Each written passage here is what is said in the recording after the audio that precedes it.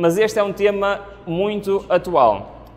Infelizmente eu não vou ter tempo para falar sobre, muito pormenor sobre a teoria da evolução, mas a ideia deste seminário é ver, em primeiro lugar, o que é que a Bíblia diz sobre ciência. Ok? Pode parecer estranho, mas eu acho que a Bíblia é um livro de ciência também. E eu acho que se pode pegar na Bíblia e dar aulas de ciência com a Bíblia. E é isso que nós vamos ver hoje. A seguir vamos falar sobre o que é que a Bíblia diz sobre a teoria de evolução. Vocês sabiam que a Bíblia fala sobre a teoria de evolução? A Bíblia fala, quando ia começar a teoria de evolução, a Bíblia fala quais os motivos que iam levar ao aparecimento da teoria de evolução. A Bíblia fala porque é que hoje as pessoas realmente acreditam na teoria de evolução. Tudo isso está na Bíblia. E a Bíblia fala também das consequências que iam acontecer no nosso mundo hoje por causa de muitas pessoas abraçarem estas ideias. Ok? Estão prontos para esta viagem, então? Vamos lá? Podem interromper quando quiserem. Isto é interativo. Esta primeira mensagem vai ter muitos vídeos, vamos estar aqui a falar em conjunto para vermos realmente que a Bíblia é um livro de ciência. Pode ser? Ok? Muito bem. Ellen White diz claramente, e isto é o tema desta primeira mensagem, ela diz que dificilmente se encontra uma operação da natureza ao qual a palavra de Deus não faça referência. Já tinham pensado nisto? O que é que isto quer dizer? Vamos lá. O que é que isto quer dizer? Dificilmente há alguma coisa na natureza que não se encontra onde? Na Bíblia. É isto que nós vamos ver nesta primeira apresentação, ok? Vamos ver então que referências são estas. Atenção, vamos ver só algumas também. Nós vamos ver, não vamos estar aqui, senão estaríamos até à noite. Então vamos começar. Aulas de ciência. Isto são o exemplo de algumas aulas de ciência que se pode dar com a Bíblia. Olha, reparem bem, vejam se isto, quem teve ciência na escola, vejam se não falaram em alguns destes assuntos. Deslocação da luz. Espectro da luz. Fizeram experiência em ciência com um prisma e separar a luz, lembram-se disso? Ciclo do vento, ciclo da água, fotossíntese, peso do ar, ou seja, pressão atmosférica, erosão, etc. São temas científicos ou não? O que é que vocês acham? Já tiveram isto em aulas de ciência? Tudo isto está onde, sabem? Na Bíblia. Ok? Vamos ver algum deles. Muito bem.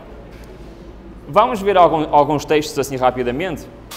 É claro que os termos não são os mesmos. Porque nós hoje falamos fotossíntese, a Bíblia não tem a palavra fotossíntese, está bem? Mas está a descrever o processo. Portanto, os termos não estão lá, mas nós conseguimos olhar para o texto e perceber que está a falar exatamente deste assunto, está bem? Então vamos ver alguns. Por exemplo, vamos começar com alguns. Alguns não são assim muito fáceis de entender à primeira. Eu trouxe os textos bíblicos aqui, nós podemos ver também na Bíblia, mas eu trouxe aqui para a gente conseguir ver mais rapidamente, está bem? Por exemplo, em Jó, diz assim: onde está o caminho onde mora a luz? E no outro texto, no versículo 35 de Jó 38, diz: ou mandarás os raios para que saiam. Muito bem. Alguém sabe há quantos anos foi escrito o livro de Jó?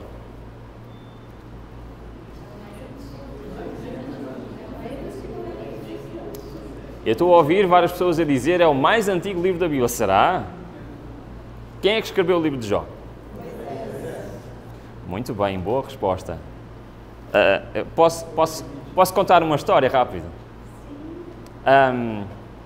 Eu estudo teologia na Universidade de Andrews. Eu tive uma disciplina que é a Introdução ao Novo Testamento. é que nós temos que demonstrar e estudar quem escreveu cada livro do Velho Testamento, além de outras coisas. E existe, em teologia, muitas dúvidas sobre muitos livros, e uns dizem que foi uma pessoa, outros dizem que foi outra. E em teologia cristã, eles não têm certeza quem escreveu o livro de Jó. E então eu tive que fazer um trabalho a mostrar as várias linhas de pensamento de quem escreveu o livro de Jó. E sabem o que é que me apetecia escrever lá? Uma citação de Espírito de Profecia que diz assim: e Moisés, no deserto, escreveu Gênesis e Jó. Para mim está resolvido. Quem escreveu o livro de Jó? Foi Moisés. Lá no deserto. Foram os 2 primeiros livros a serem escritos. Isto aconteceu há cerca de 3.500 anos atrás. E como nós vamos ver, Jó é um dos principais livros de ciência. Olharem para isto dá-vos a ideia, ou não, que a luz se desloca. O que é que vocês acham? Sim ou não? Poderia Jó saber isto? Só muitos séculos mais tarde é que os cientistas conseguiram provar que a luz se desloca e mais, até calcularam a sua velocidade. Muito bem. Muito bem. Vamos continuar. O espectro da luz. Como é que o Jó conseguia saber? Sabem que isto é Deus a falar para Jó, não é? Deus está a dizer: já viste as maravilhas da minha criação? Quem é que és tu comparado com todas estas maravilhas? E o que é que Jó diz aqui? Onde está o caminho em que se reparte a luz? Ora, não sei se vocês se lembram das aulas de ciência. A luz, na realidade, é uma frequência, ok? É a frequência visível, aquela que os nossos olhos estão sintonizados para conseguir enxergar, não é? Como se diz aqui. Eu ia dizer conseguir ver. No entanto, essas frequências estão divididas em quantas principais? 7. Como é que sabemos que são 7? Desde quando é que se soube que existiam 7 cores principais? Hã? Exatamente. Após o dilúvio, o que é que apareceu? O arco-íris. O arco-íris é o quê? É a repartição da luz. E com certeza muitos fizeram essa experiência numa aula de ciência com um prisma, também fazer exatamente igual. Que vos parece? A Bíblia tem algumas referências à ciência ou não? Para já? Sim? Ok, vamos continuar. Ciclo do vento. Alguém sabe aqui que existe ciclo do vento? Sabiam que os ventos percorrem o nosso mundo em ciclos? Sabem quem é que descobriu isto?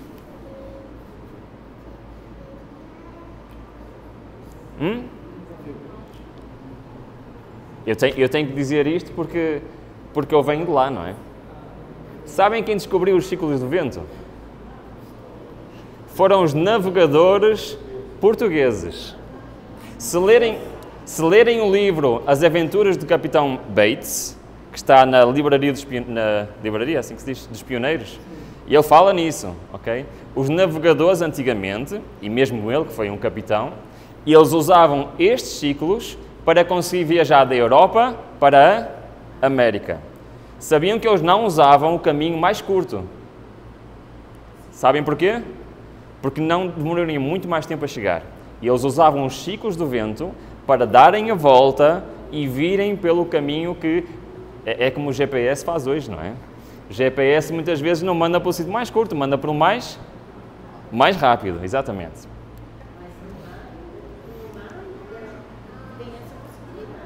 Ainda hoje, todos os veleiros usam os ciclos do vento para isso mesmo. Olha, reparem bem, o vento vai para sul e faz o seu giro para norte. Continuamente vai girando o vento e volta fazendo os seus circuitos. A Bíblia já dizia que existia o ciclo do vento, Eclesiastes, há séculos e séculos atrás. Mais uma aula de ciência. Próximo. O ciclo da água. Bom, eu agora vou começar a mostrar alguns vídeos, está bem? Para isto ser um pouco mais dinâmico. Reparem bem, todos conhecem o ciclo da água, certo? Mas vamos ver uma apresentação sobre o ciclo da água para nós percebermos o texto bíblico. Vamos ouvir. Ver e ouvir. Imagine que temos um rio e durante um dia quente de sol, a água deste rio é aquecida e parte dela passa do estado líquido para o gasoso, no processo de evaporação. Essas gotinhas de água invisíveis aos nossos olhos sobem até a nossa atmosfera, na forma de vapor d'água. À medida em que estas gotinhas sobem, vão alcançando partes mais frias da atmosfera, com pressões mais altas, o que faz com que ocorra uma outra mudança de estado. A água, antes em estado gasoso, volta a ser líquida, num processo chamado condensação. Mas não da forma como a vemos nos rios, mas como gotas pequenas, formando as nuvens que vemos no céu. As nuvens são pequeniníssimas gotículas de água de forma líquida e até mesmo sólida, o gelo. Por isso elas ficam com aquele aspecto no céu. Até que as gotículas de água começam a se unir, ficando muito pesadas para serem sustentadas pelo ar quente. Neste momento, a gravidade faz o seu trabalho e as gotas caem no solo. Muito bem. Lembram-se disto? Como é que funciona o ciclo da água, então? Começa com a evaporização, certo?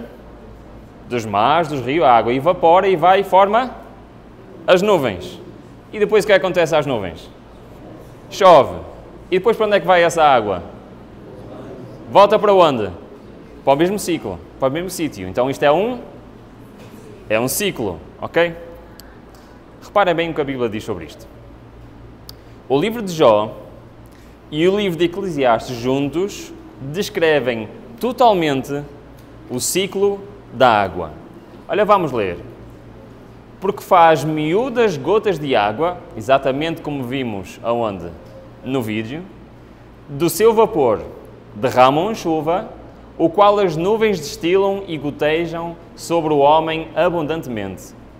Porventura pode alguém entender as extensões das nuvens? Todos os rios vão para o mar, e contudo o mar não se enche.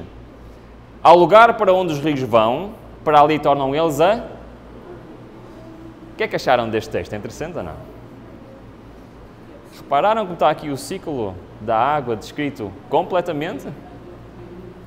E nós temos dois autores diferentes, contextos diferentes, épocas diferentes, e os dois juntos temos o ciclo da água descrito. Muito bem.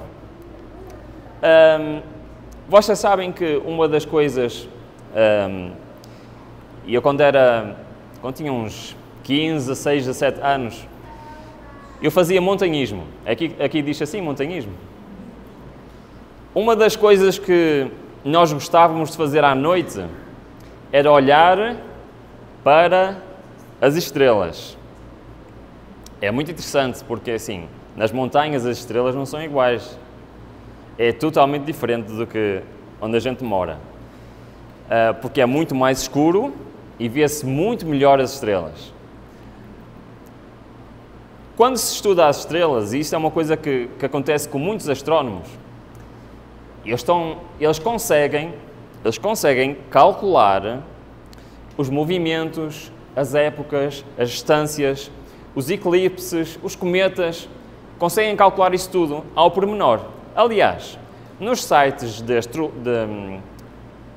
astronomia, nós podemos ir lá ver os dias e as horas que cada coisa vai acontecer. Porquê?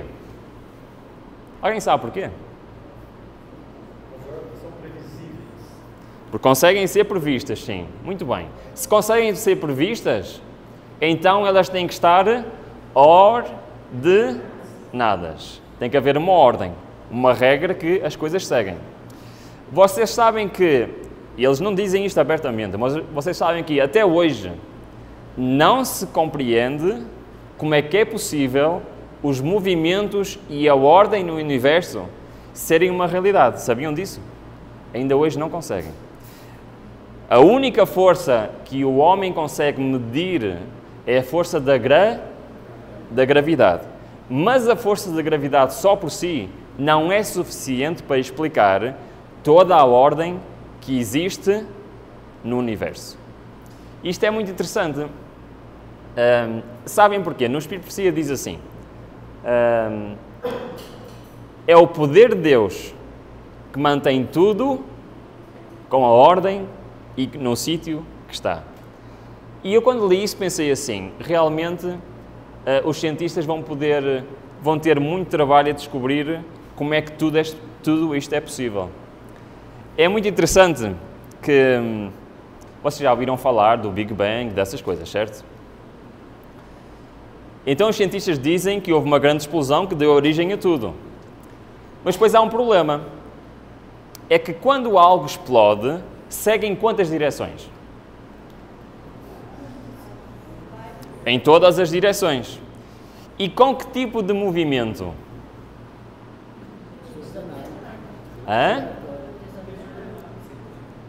Mas com uma direção, certo? Em todas as direções, mas segue com uma direção. O problema é que tudo no universo está a andar à roda, certo? Então isto tem um problema.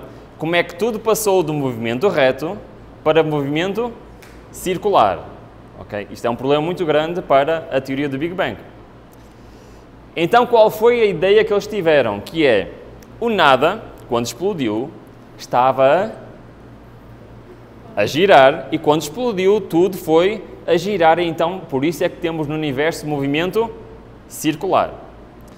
Mas Deus deixou as coisas de tal maneira que lhes traz um grande problema. É que quase todas as galáxias giram no mesmo sentido. Mas já se descobriu galáxias que giram no sentido contrário. Sabem qual é o problema disto? É que então torna impossível o Big Bang. Porque tudo tinha que girar no mesmo sentido. Manter o movimento de inércia inicial. Chama-se movimento angular. Nunca poderia virar ao contrário, a não ser que houvesse uma força que o parasse e que virasse ao contrário. Por isso, realmente, tudo no universo está ordenado por alguém que quis deixar lá muitas mensagens para nós hoje. E é isso mesmo que diz Jó. Onde poderás tu ajuntar as delícias do sete estrelo ou soltar os cordéis do Orião? Portanto, estamos a falar do nome de constelações. Ou produzir constelações a seu tempo e guiar a ursa com os seus filhos? Sabes tu as ordenanças do céu? Ou podes estabelecer o domínio deles sobre a terra? Tudo no céu tem ordens ou não tem? Essas ordens foram postas por alguém. É impossível terem aparecido do nada. Muito bem. Então chegou a altura, já vimos alguns fatos científicos, mas existem factos científicos ainda mais interessantes. Nós no nosso Ministério estamos a fazer, neste momento está quase pronto, um documentário sobre, já devia estar aqui no ecrã, o top 10 dos fatos científicos presentes na Bíblia.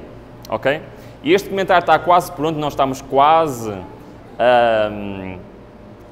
a estrear o documentário. No entanto, vocês vão ter o privilégio, porque vão ser as primeiras pessoas a verem estes 10 factos, ok? As primeiras pessoas. Nós vamos ver se o som está bom, para ver se conseguimos compreender.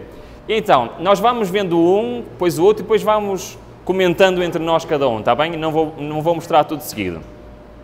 Então, top 10 dos factos científicos presentes na Bíblia. Prontos? Sim? Vamos lá então.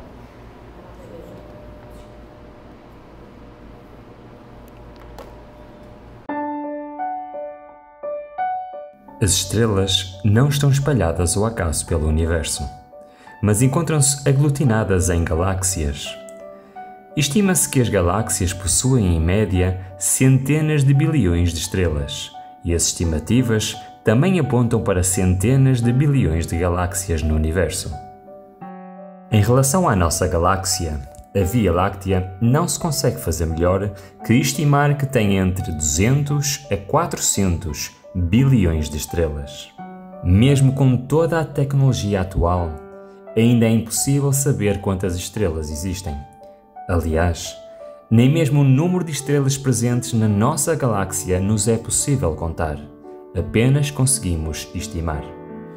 Neste mesmo sentido, no primeiro livro da Bíblia, Deus lança um desafio a Abraão dizendo: Olha agora para os céus e conta as estrelas, se as podes contar. Este desafio de Deus ainda é válido hoje, pois continua a não ser possível contar as estrelas presentes no universo.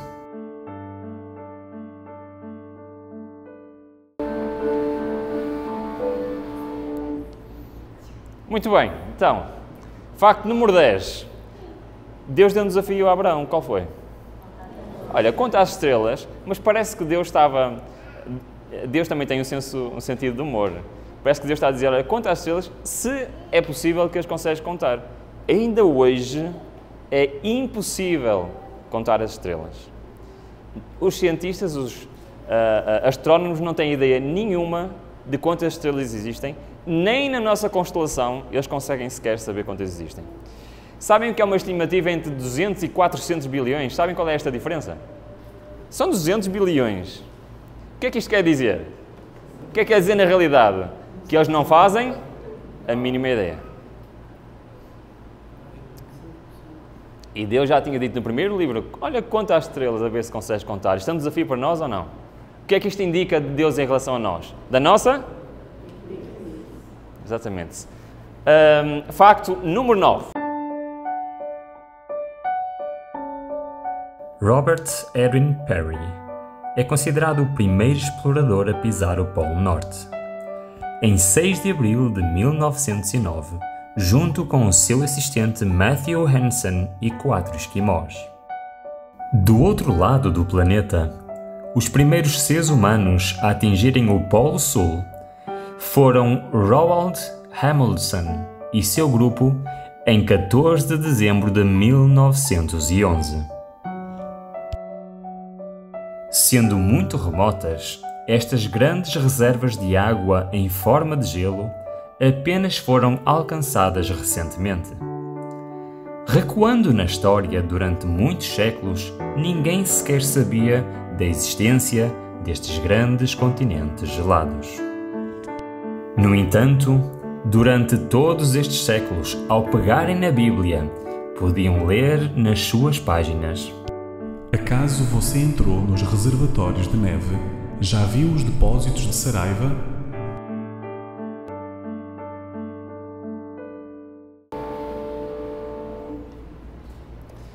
Isto pode parecer um bocado estranho, mas durante milénios ninguém sabia da existência do Polo Norte e do Polo Sul. E não acho interessante que no livro de Jó, e nós mais à frente não vamos falar deste versículo outra vez porque diz mais coisas. O livro de Jó já dizia que existia o quê? Que existiam esses reservatórios de neve no nosso planeta. O livro de Jó, o que é que vos está a aparecer? Começa a aparecer um livro de ciência ou não começa? Hã? Muito interessante. Prontos para o próximo? Sim? Facto número 8.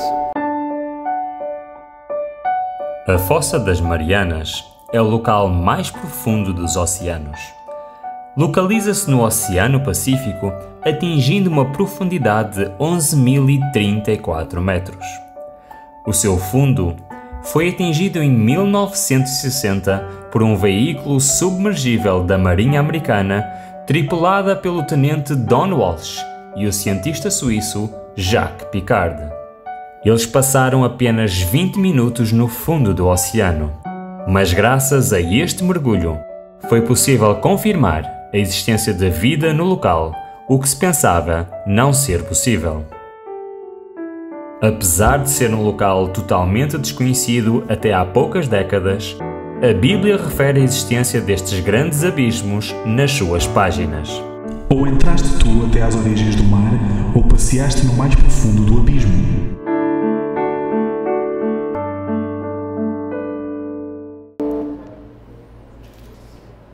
Mais uma vez, há 3.500 anos atrás. Havia alguma maneira de Jó saber que existiam abismos nos oceanos? No entanto, ele escreveu isto sem saber que eles existiam, e em 1960 foi encontrado o maior abismo do oceano, 11 km de profundidade. A Bíblia diz assim, este é o local onde manda o quê? Os nossos pecados estão bem enterrados lá no fundo. O que é que vocês acham? E eu acho que a Bíblia é espetacular. Como é que é possível termos tantas evidências de coisas que o homem demorou séculos para descobrir e a Bíblia já dizia há tantos anos? Fato número 7. Prontos? Vamos lá. Ao observar uma floresta, vemos inúmeras folhas verdes. Essa cor ocorre graças à presença de um pigmento chamado clorofila, que dá coloração verde às folhas. É graças à clorofila que o processo de fotossíntese se torna possível. Este processo é muito importante para a vida na Terra e é um processo pelo qual as plantas conseguem a produção de energia através da luz solar. Absorvendo água, minerais e outros nutrientes pelas suas raízes, através da fotossíntese, as plantas conseguem transformar matéria mineral em matéria orgânica. O termo fotossíntese tem como significado síntese pela luz. No entanto, apenas em 1711 a fotossíntese começou a ser estudada e só mais tarde foi completamente compreendida. Mas este processo já se encontra explicado nas páginas da Bíblia há muitos séculos atrás, dizendo: Ele é viçoso perante o sol e os seus renovos saem sobre o seu jardim. As suas raízes se entrelaçam junto à fonte para o pedregal da tenta.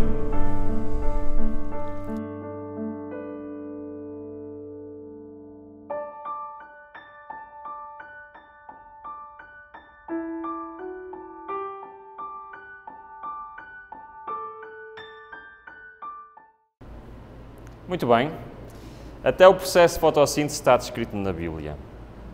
É muito interessante que o texto fala no sol, fala nas raízes, fala na água e fala na matéria mineral, que é exatamente o processo que a planta faz para produzir o quê? Energia, para crescer, para tudo. E mais uma vez, em que livro é que estava este texto? Repararam? No livro de? O livro de Jó é um livro interessante, não é? Muitas vezes nós, quando pensamos no livro de Jó, o que é que nós pensamos? Na história de sofrimento de Jó. Mas o livro de Jó tem muitas mais maravilhas a apresentar e a ciência é uma delas. Facto número 6.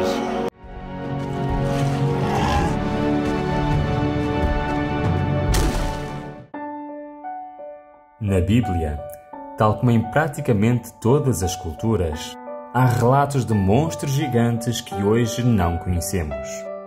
É bem possível que esses relatos sejam inspirados em animais como os dinossauros. Segundo o relato em Jó, o behemoth era um animal herbívoro muito grande e tem algumas características que parecem indicar um animal como um dinossauro. Contempla agora o behemoth que eu fiz contigo, que come erva como o boi. Eis que a sua força está nos seus lombos e o seu poder nos músculos do seu ventre. Quando quer, move a sua cauda como o cedro. Os seus ossos são como tubos de bronze, a sua ossada é como barras de ferro. Ele é obra-prima dos caminhos de Deus. O que o fez o proveu da sua espada. Deita-se debaixo das árvores sombrias, no esconderijo dos canaviais e da lama. As árvores sombrias o cobrem com a sua sombra. Os salgueiros do ribeiro o cercam. Podê-lo-iam, porventura, caçar à vista de seus olhos ou com laços lhe furar o nariz?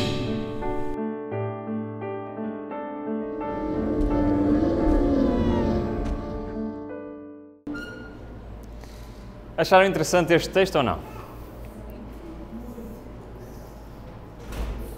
Portanto, a Bíblia não nos fala diretamente de dinossauros, não é? Não existe essa palavra é muito recente.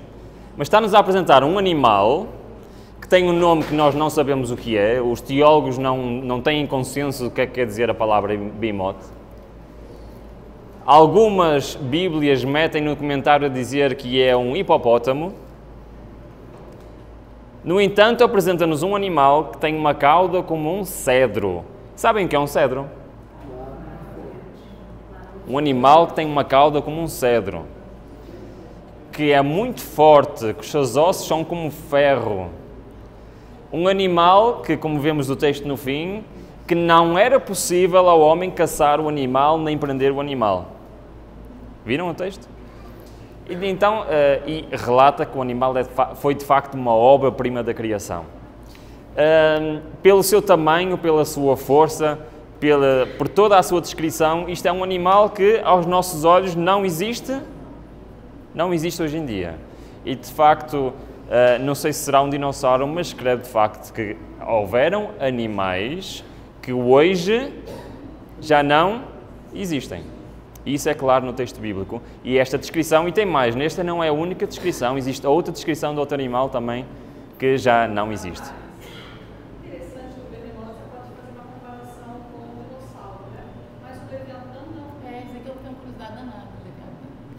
Nós temos várias descrições de vários animais que nos levam a pensar realmente que nós olhamos para a natureza e já não vemos esses animais.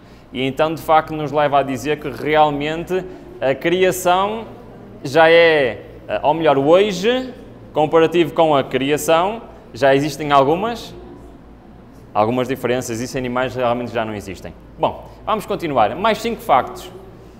Prontos para mais 5? Sim? Vamos lá?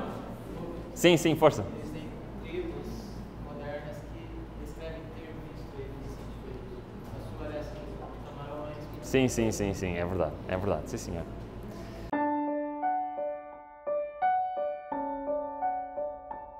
Aristóteles partia da observação dos fatos naturais e a partir daí raciocinava e chegava a um conjunto de princípios gerais que permitissem a compreensão do mundo material.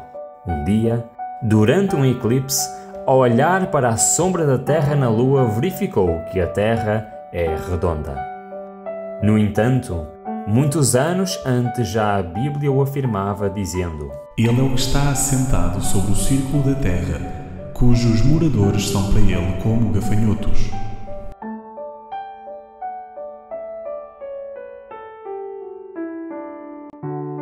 Numa época em que se acreditava que a Terra estava assente em 4 elefantes em pé, em cima de uma tartaruga, e milhares de anos antes da invenção do telescópio, já a Bíblia dizia de uma forma clara que o norte estende sobre o vazio e suspende a terra sobre o nada.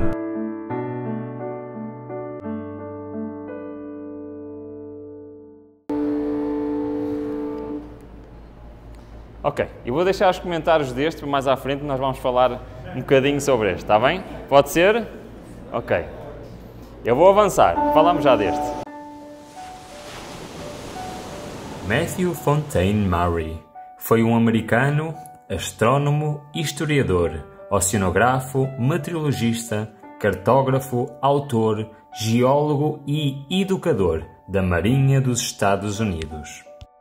Um dia, ao ler o livro de Salmos na Bíblia, encontrou o versículo de Salmos 8:8, onde diz: As aves do céu, os peixes do mar e tudo o que percorre as veredas dos mares. Pela Bíblia, ele percebeu que os oceanos têm caminhos. E um dia, ele tomou uma decisão e afirmou: Se Deus disse que há veredas no mar, eu vou encontrá-las.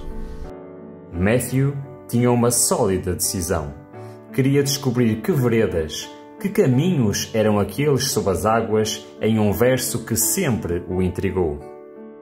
Mais tarde, já uma autoridade nas ciências dos mares e da navegação, o oficial tornou-se o superintendente de um órgão que ajudou a criar, o Observatório Naval dos Estados Unidos.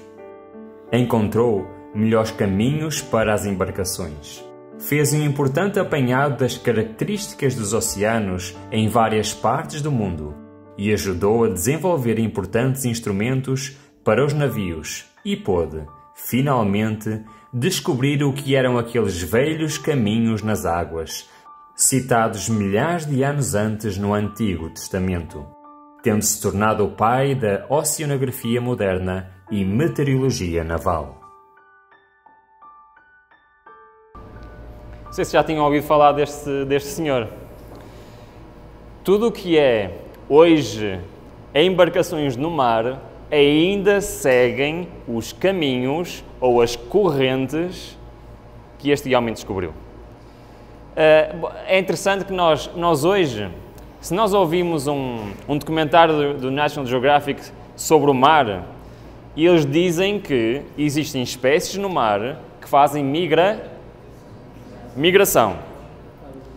E esses peixes usam as correntes oceânicas para fazer a migração. Então, os peixes já são programados conhecendo os caminhos do mar. Mas o homem não sabia disto. A Bíblia já dizia isto, mas o homem não sabia. E foi este homem que descobriu exatamente esses caminhos que ainda hoje são utilizados. Estamos quase a terminar os top 10. Vamos agora, facto número 3. A erosão é um processo natural, ou seja, ela já existe na natureza sem interferência do homem. A erosão é todo e qualquer desgaste dos solos e das rochas em que há o transporte de pequenos detritos de um lugar para o outro e, em geral, são provocadas pelos agentes externos de transformação de relevo como a água, os ventos, o clima e muitos outros elementos. Aliás, se a Terra tivesse milhões de anos já este processo natural, teria eliminado todas as montanhas da Terra e feito da Terra um lugar plano. Curiosamente, este processo natural está descrito na Bíblia de uma forma clara, dizendo: E na verdade, caindo a montanha, desfaz-se, e a rocha se remove do seu lugar. As águas gastam as pedras, as cheias afogam o pó da terra.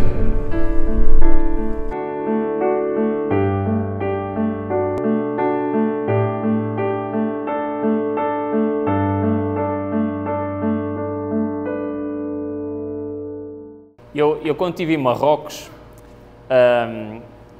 não sei se já ouviram falar das montanhas do Atlas. São as montanhas mais altas de Marrocos, 3.500 metros.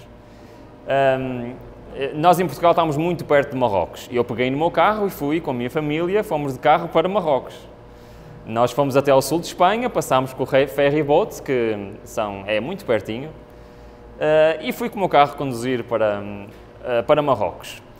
E fomos com uma aventura. O meu carro não é todo terreno, não é 4x4, mas nós fomos para a montanha dos Atlas com o meu carro. E eu achei aqui uma experiência espetacular. Estávamos lá com os beduínos no topo da montanha.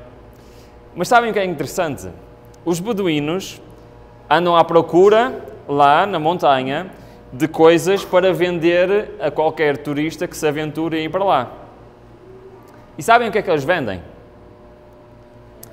Fósseis marinhos. Porque lá no topo do Atlas está cheio de fósseis marinhos. Eu comprei alguns, tenho lá em casa. Agora, o Atlas tem 3.500 metros de altura e está a 900 km do oceano. E está cheio de fósseis marinhos. Aliás, quase todas as grandes montanhas do mundo têm fósseis marinhos lá em cima. Como é que se explica isso? Mas sabem uma coisa? Se a Terra tivesse milhões de anos, já não existiam montanhas. Os cientistas conseguiram medir a velocidade em que a erosão faz com que as montanhas se vão desfazendo. E eles calcularam e chegaram à conclusão, se a Terra tem a idade que os cientistas afirmam ter, o que é que acontecia às montanhas? Estava assim a Terra. E então nós podemos ver que as próprias montanhas são provas da criação. E é muito interessante, não só da criação, mas também do dilúvio. E é muito interessante que nós podemos olhar para a Bíblia. E a Bíblia já dizia e já descrevia o processo de erosão. Isto é interessante ou não? O que é que vocês acham? Muito interessante. Sim, irmão. Em toda a América nós temos uma cadeia de montanhas. Os Andes. E na América do Sul chamamos Cordilheira dos Andes. E na parte do Peru, a 400 metros de altitude, encontraram fósseis de uma baleia. Exatamente. Exatamente. É isso mesmo. É exatamente. Mas reparem, isto são coisas que são muito simples de qualquer pessoa a entender. No entanto, temos pessoas muito inteligentes que se recusam a entender. E na parte a seguir nós vamos ver porque que eles recusam a entender, tá bom? 2. A ciência moderna descobriu que o tecido fluido que chamamos de sangue nos alimenta, entregando oxigênio e outros nutrientes para todas as 100 trilhões de células do corpo. Também limpa o organismo, expulsando dióxido de carbono e outros lixos metabólicos e ainda abriga o sistema imunológico, que defende o corpo das ameaças externas. Nosso sangue é desta forma a fundação de nossa própria existência como organismos vivos e funcionais.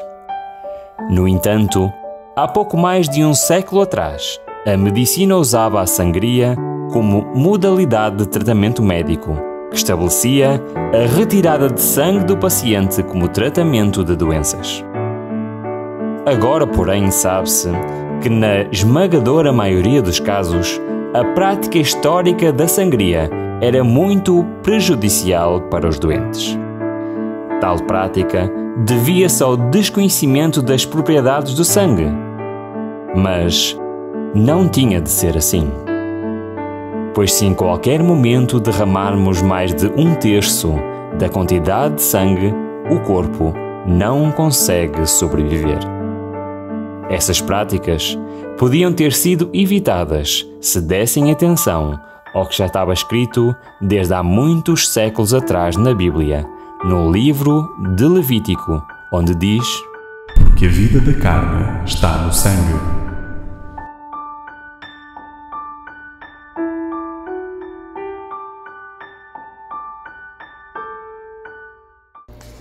Muito bem, chegamos ao último. Para já, estão a achar interessante? Sim?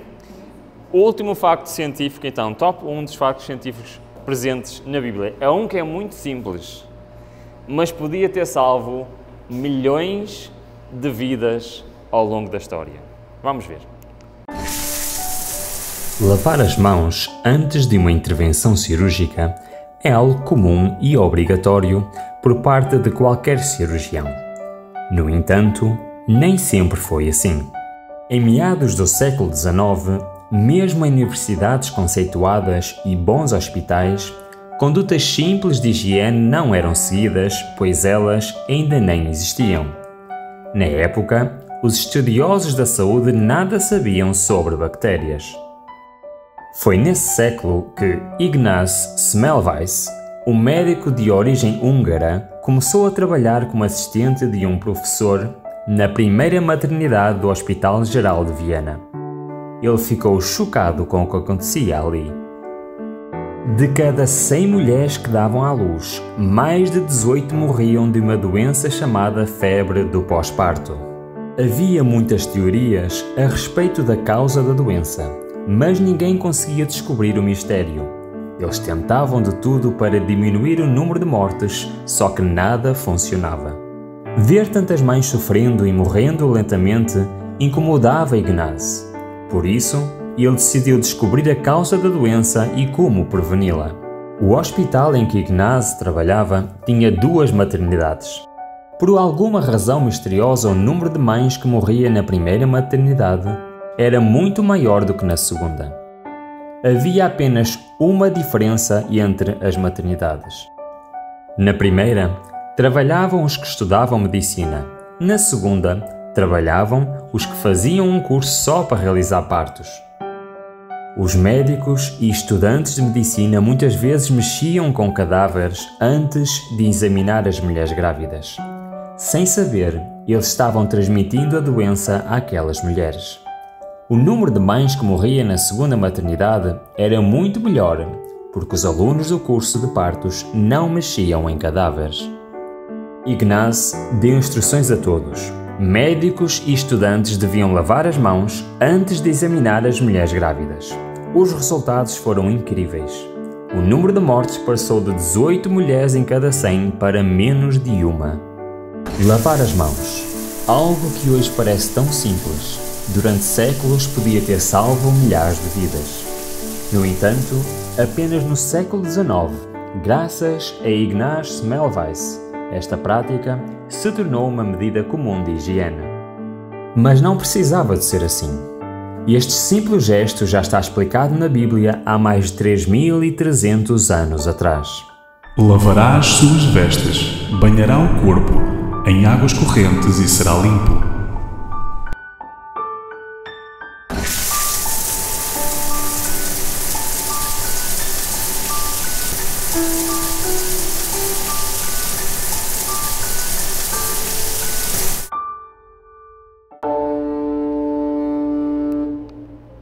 Muito bem. Top 10 fatos científicos na Bíblia. Sim? Isto foi nos meados do século XIX, foi em 1800 e tal, sim. Já agora um pormenor. O Semmelweis morreu na miséria e no ridículo total. Porque apesar dos resultados, ninguém se acreditou no motivo, ou seja, que lavar as mãos fazia a diferença. Apesar dos resultados que eles tiveram. Só mais tarde, por pastor, é que então se descobriu como é que se diz, as bactérias, e então a comunidade científica começou-se a perceber realmente da importância de lavar as mãos. É muito interessante que parece que, assim de repente, nós olhamos para a Bíblia e não nos lembramos, se calhar, de ciência. Mas concordam comigo ou não? Acham que a Bíblia é também um livro de ciência? Sim? E tem factos muito importantes, que se o homem tivesse prestado atenção, teria evitado até muitas mortes. Ok, eu disse ao bocado que não ia comentar este facto científico, em que a Bíblia diz que a Terra está suspensa no nada e diz também que é de forma circular. No entanto, como vocês sabem, existe uma teoria muito forte hoje, que é da Terra plana, em que está na mesma suspensa no nada e que é na mesma circular. Acham que a Bíblia fala e tira as dúvidas sobre isso ou não? O que é que vocês acham?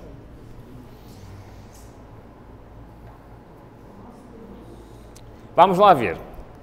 Nós, ou qualquer pessoa que não seja cientista, qual é a maior prova, assim, visível, de que a Terra é um globo e que não é uma panqueca? Muito bem. Nós temos uma coisa que chama-se fuso horário. Se aqui é de dia, do outro lado do mundo é o que é? De noite. Se a Terra fosse plana, isso não acontecia. E é muito interessante que o próprio Jesus Cristo descreve de uma forma muito interessante os fusos horários. Sabiam? Vamos ver se vocês concordam comigo? Se calhar sou eu que estou a ver coisas na Bíblia que não estão lá. Vamos ver? Diz assim, prestem bem atenção. Vamos abrir. Se quiserem abrir, se calhar é melhor seguirem por aqui que está salientado as palavras-chave. Olha, reparem. Interrogado pelos fariseus sobre quando havia de vir o reino de Deus, respondeu-lhes e disse: assim será no dia, portanto estamos a falar de uma altura específica, em que o Filho do Homem se manifestar. Portanto, Cristo vai vir num dia, certo? Até aqui está tudo bem? Muito bem. Mas depois diz: digo-vos que naquela noite, agora fiquei confuso, porque ele está a dizer que é num dia e a seguir que é numa noite. E depois diz ainda mais: estão dois numa cama, um será tomado e outro será deixado. Duas estarão juntas moendo, uma será tomada e outra será deixada. Dois estarão no campo e um será tomado e outro será deixado. Ok. O que é que isto tem a ver com fusos horários? O que é que vocês acham? Conseguem ver aqui alguma coisa de fusos horários? O que é que Jesus está aqui a dizer? Quando eu vier, para uns vai ser de dia, para outros vai ser de noite. Uns estão no campo, outros estão a... É isto que o texto diz ou não é? Dois, naquela noite estão os dois na cama. O que é que se faz na noite na cama? Está-se a... Então o que é que à noite está a fazer duas pessoas juntas a moer ou duas pessoas no campo? Certo? Então Jesus simplesmente está a dizer, então uns vão estar a dormir porque é de noite, outros vão estar a trabalhar porque é de... Temos os fusos horários aqui discriminados. Quando chegar Jesus Cristo, para uns vai ser de dia, para outros vai ser de noite. Isto é, então, uma descrição dos nossos fusos horários. Antes de dar a palavra, agora reparem bem. Temos um problema. Já dou a palavra, irmão. Temos um problema. Sabem qual é o problema? É que a Bíblia diz que todo o olho o verá. Como é que é possível, num globo, verem todos, ao mesmo tempo, a Cristo? Já pensaram nisto? É fisicamente impossível. Por isso eu não sei como é que isto vai funcionar. Mas sei que vai acontecer. Certo? E todo olho o verá. Sim, irmão. Eu queria apresentar um texto que reforça esses outros dois. Palavras de Jesus Cristo. São João capítulo 11, verso 9.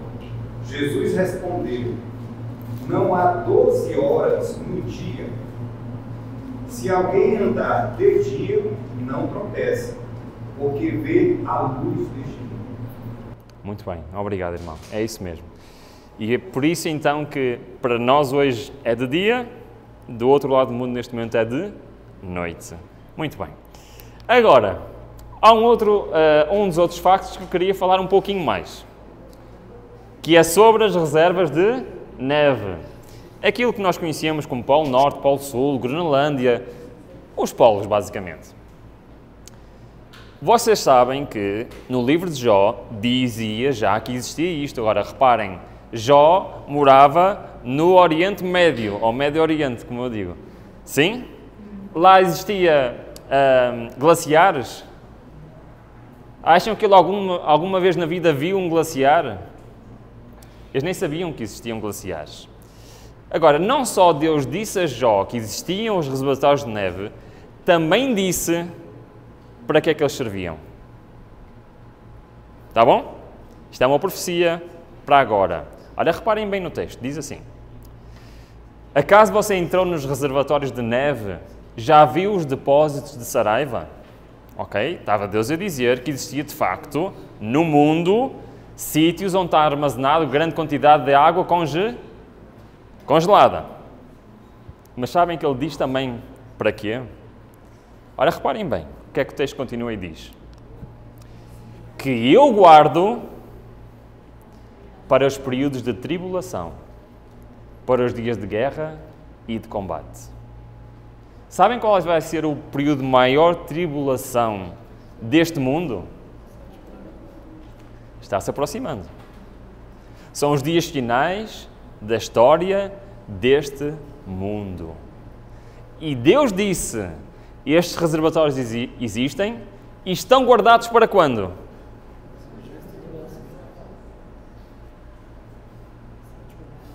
Sabem que a Bíblia diz que até ilhas inteiras desaparecerão. É muito interessante que nós olhamos para este texto e agora nós vemos os cientistas a pregar isto. É certo que a motivação é errada, é certo que os motivos que eles invocam também são errados, mas vai acontecer. Sabem porquê que vai acontecer? Porque Deus já disse a Jó há 3.500 anos que isso iria acontecer. A Bíblia é interessante, não é? É muito, muito interessante. Ok. Para terminar, faltam-me... Quanto tempo é que eu tenho? Tempo esgotado. Preciso de mais 1 minuto, pode ser? Ok. Para terminar, vou contar só uma pequena história. Hã? Neve, eu pensei algo tão macio, fofinho, né? Ah, não, a neve é bem dura. Eu porque eu já me aleijei em neve, por isso, o gelo, sabe? Ele forma gelo, não é? Sabem que quando cai a neve é muito mole, mas passado poucas horas fica em gelo, e gelo é muito duro. Eu já estive neste local, estas fotografias foi a minha esposa que tirou, chama-se Keukenhof, e isto é na... Alguém sabe? Holanda. Isto é um jardim que é feito todos os anos, está aberto ao público, milhões de pessoas vão visitar, é simplesmente o jardim mais espetacular no mundo. Tem milhões de flores, milhões. E ele é lindíssimo, andar aqui é qualquer coisa. Bom, eu sou sincero, eu quando era mais novo dizia que isto era tudo hortaliça, não é? E não ligava muito a flores, mas a minha esposa tanto insistiu comigo que eu comecei a gostar mais de flores. Ok, e de facto isto é muito bonito. Agora eu quero-vos contar uma coisa, perguntar uma coisa. Porquê que as flores são bonitas? Já uma vez pensaram nisso? Porquê que as flores são bonitas? E eu pensei uma vez nisto. E eu pensei assim, será que é por causa das abelhas?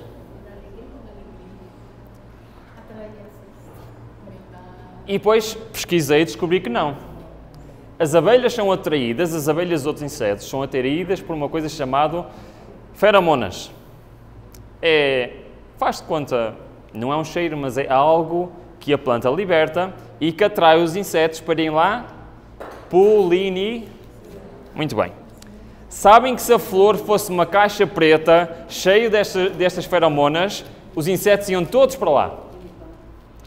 Independentemente da forma, da cor da flor, os insetos iriam na mesma para lá. Aliás, os cientistas dizem que as abelhas, quando olham para as flores, nem sequer veem as suas cores. Veem algo parecido com isto. Por isso as flores são bonitas, não são por causa da polinização, nem por causa de nenhum mecanismo científico para a sua sobrevivência ou desenvolvimento. Então eu perguntei-me outra vez, mas então porquê é que as flores são bonitas?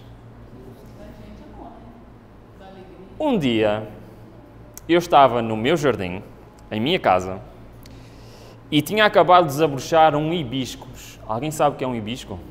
É uma flor bonita ou não? Lindíssima, uma flor grande, bonita. E a minha esposa, não é, foi-me chamar, toda contente, para me mostrar o hibiscus. Chamou-me, ai, que bonita, e a nossa cadela estava lá connosco, ela fica contente. E ela estava ao lado do hibisco, e nós estávamos a olhar para o hibiscus, a apreciar a beleza do hibiscus, e olhei para a minha cadela e pensei assim, os animais não apreciam as flores? Para a minha cadela estar lá uma flor, ou estar lá uma cenoura, ou estar lá um tronco, era exatamente igual.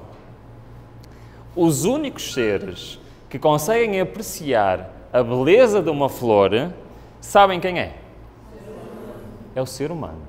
Então eu pergunto outra vez, porquê é que as flores são belas? Não existe nenhum processo evolutivo que justifique sequer a existência das flores, muito menos a perda de energia que uma planta tem para construir uma flor tão bonita. Então, porquê é que as flores são belas? Já pensaram nisso? À luz da teoria de evolução, não tem lógica nenhuma sequer haver em flores. No entanto, a própria Bíblia diz, reparem o que é que a Bíblia diz, olhai para os lírios do campo. Como eles crescem, não trabalham nem fiam. E eu vos digo que nem mesmo Salomão, em toda a sua glória, se vestiu como qualquer um. Está a dizer que as plantas são belas ou não está? Sim? Pois se Deus assim veste a erva do campo, que hoje existe e amanhã é lançado no forno, não nos vestirá muito mais a vós, homens de pouca fé. Sabem porquê que as flores são belas? Para nos dar fé de que Deus é o Criador. É por isso que as flores são belas. Para mostrar que o Criador existe, não só as criou, mas criou em nós a capacidade de apreciar a beleza das flores. Isto nos diz alguma coisa sobre o nosso Criador? E isto serve de introdução para o tema a seguir, que é a teoria da evolução. Que Deus abençoe a todos. Desculpa, antes de terminar, sim, faz favor. O maior Cristo, página 96, diz assim, fala sobre cuidar dos seus pelos pássaros, né? E depois continua. Tudo quanto vos era necessário à existência, você teria sido facultado, mesmo sem as flores e os pássaros. Mas Deus não estava satisfeito com o prover meramente uma sacia vida. Ele encheu o espaço, a terra e o espaço, e o firmamento com traços de beleza, a fim de mostrar os pensamentos de amor que nunca tem a vossa. Amém. Obrigado a todos e até à próxima.